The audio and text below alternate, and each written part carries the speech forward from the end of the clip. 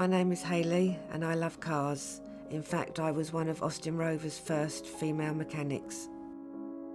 My name's Kane and I love amateur dramatics. My name is Tracy. I've got two great kids. Natasha's 27 and Adam is 31. My name is Pamela. I love being with people and I enjoy socialising. My life became very limited and lonely as a result of my disability. In my 20s, my life changed dramatically when I was diagnosed with life-threatening allergic reactions and degenerative disc disease. At the age of 28, my life fell apart. The nature of my condition is all to do with my joints and tendons and muscles. There was a real fear that my life would just stop completely.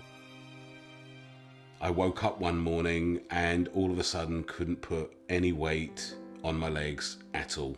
I couldn't even go to the toilet unassisted. My mum was my nursemaid. It was horrible for both of us. I actually contemplated killing myself just to free myself from the pain and also free my mum from the burden of having to look after me.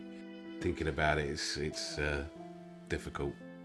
I still get upset. I found it more and more difficult to walk, and I ended up in a mobility scooter. I also felt very isolated.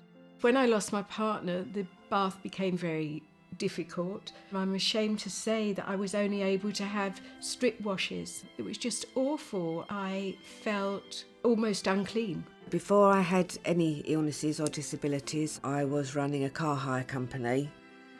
Then physical disabilities suddenly appeared and they kept escalating until they became a life-threatening issue. I knew the strain on my family worrying about me was becoming untenable. Adam was about 5 years old when we knew that he was having trouble with his gross motor skills. I think Adam has always kept a lot in here, so it was hard at home. He was isolated. There was tension in the house due to Adam's frustration with his disability. He didn't feel he had a lot of self-worth, which was very upsetting as a mother to see that. Adam needed more help.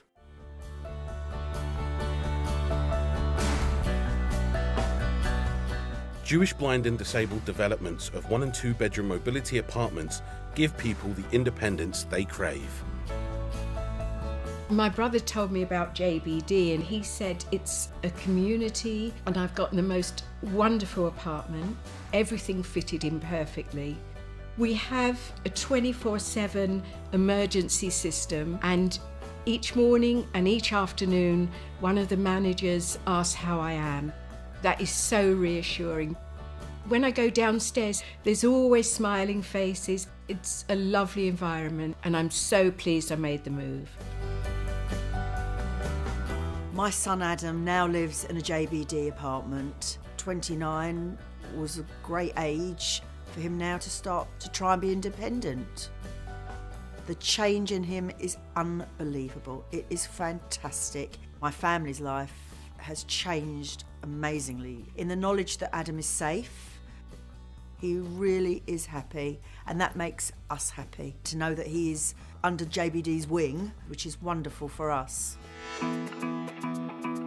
I moved into JBD because I needed somewhere safe to have hobbies that I can do in the flat, things that I throw myself into and just forget sometimes the pain and the illness.